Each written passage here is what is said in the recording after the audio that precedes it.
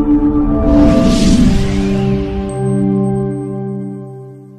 government of Kenya remains steadfast in its commitment to ensuring that all counties across Kenya harness their unique endowments and capitalize on their undeniable potential to attract investment and emerge as powerful engines of our national growth and development. Each of the 5 strategic pillars of the bottom-up economic transformation agenda is dedicated to implementing clear plans that translate this vision into reality, ensuring that no one is left behind on our journey towards prosperity and socio-economic transformation.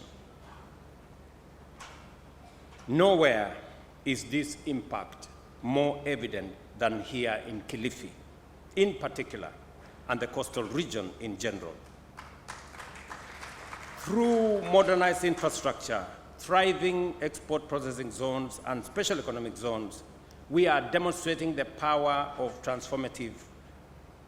devolution to deliver real, tangible, and transformative outcomes.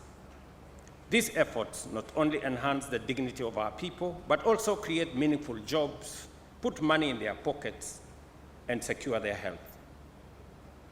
For instance, our efforts to modernize port infrastructure are bearing fruit.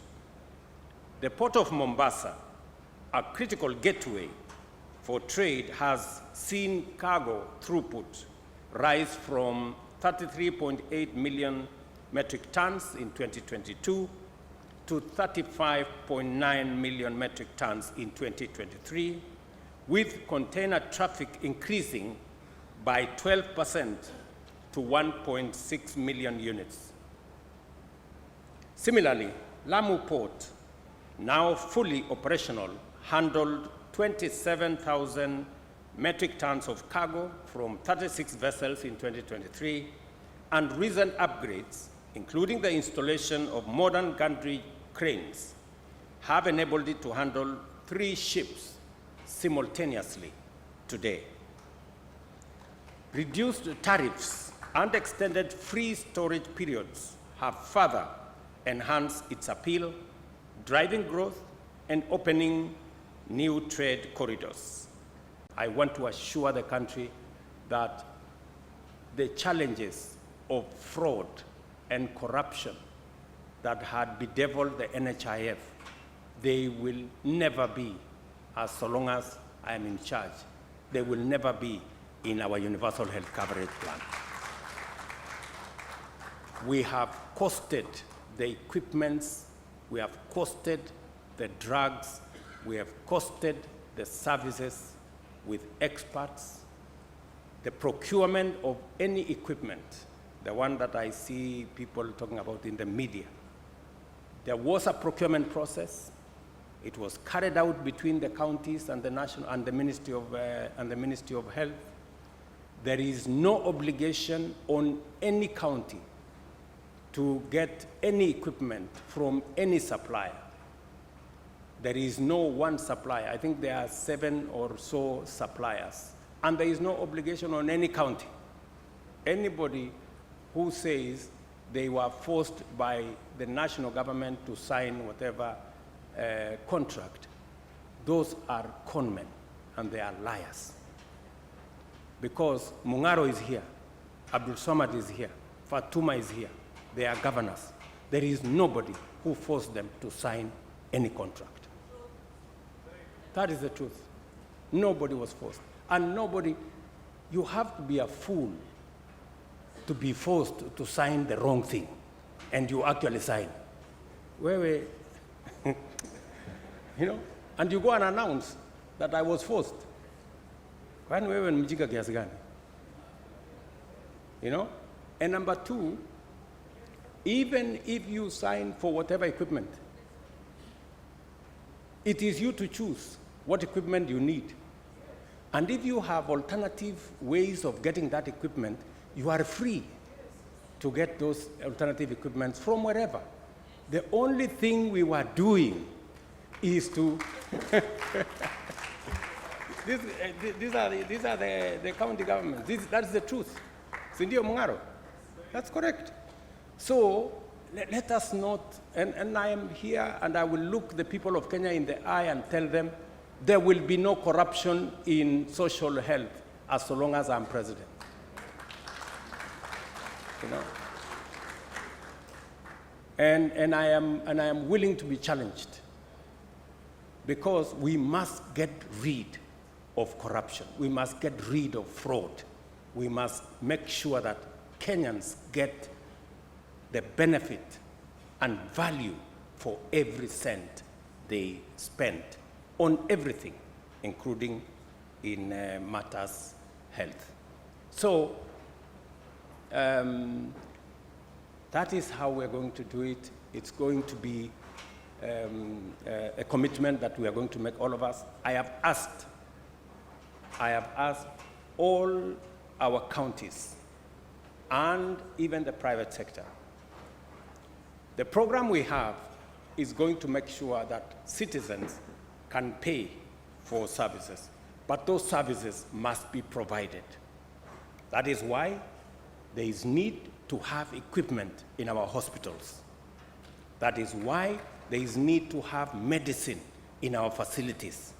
And that is why there is necessity to have the human capital in terms of health professionals to provide that service.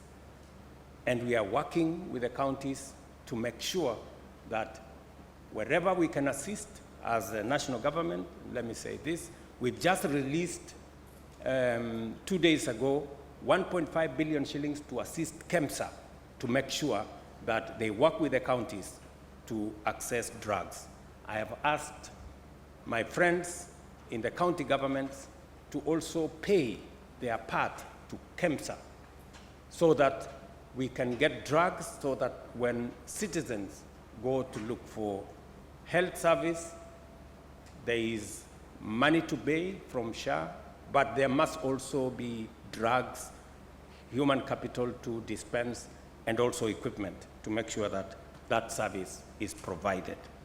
So we need a healthy population for us to drive our country into the next level.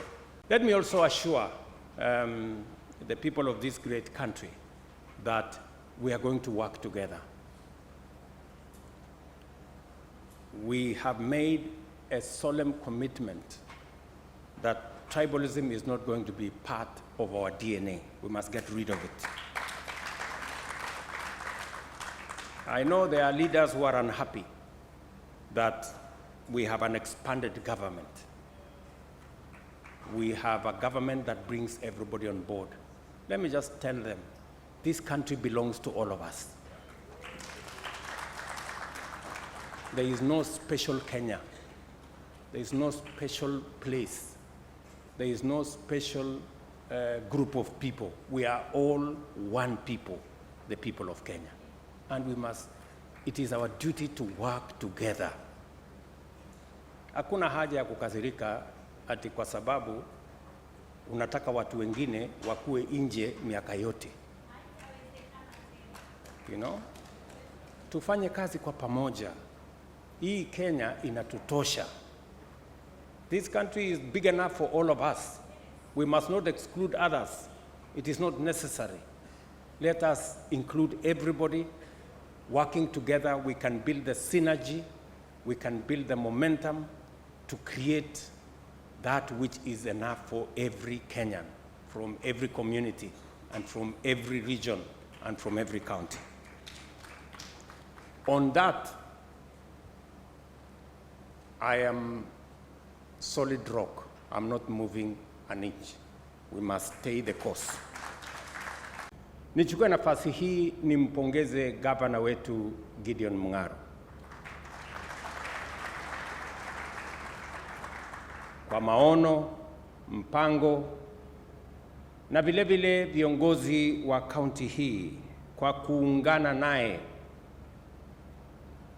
ili tuweze kuweka Kilifi mahali ambapo watu wataelewa ya kwamba pale Kilifi kuna nafasi ya uwekezaji, kuna nafasi ya biashara, kuna nafasi ya kupanua uchumi. ajira ipatikane, tuweze kuzalisha uchumi wenu, tuondoe umaskini, ndio Kenya iweze kupiga hatua ya kwenda mbele. There cannot be a progressive Kenya without our thriving counties. It is therefore a privilege for me to be in the midst of this esteemed gathering of local and international investors, leaders from all levels of public sector, both national and within our counties, and stakeholders at the inaugural Kilifi County International Investment Conference, a groundbreaking event to showcase Kilifi County as a premier investment destination for Kenya, East Africa, and the world. The time has come to show that beyond its renowned, vibrant culture, sandy beaches, and hospitable people, Kilifi is also a competitive destination for transformative investments. This conference demonstrates that our counties are not only capable of leading, but are already driving the transformation of Kenya's socio-economic landscape. Today, as we shine a spotlight on Kilifi's immense potential, we gather to reaffirm our commitment to building an economy where prosperity is shared from the bottom going up. Devolution has provided us with a unique opportunity and the capacity to empower our grassroots by unlocking untapped socioeconomic potential. Kilifi County exemplifies this promise, making bold strides to establish itself as an investment, industrial, and commercial hub, while highlighting its significant contribution to our nation's reputation as a land of opportunity, shared prosperity, and limitless possibilities.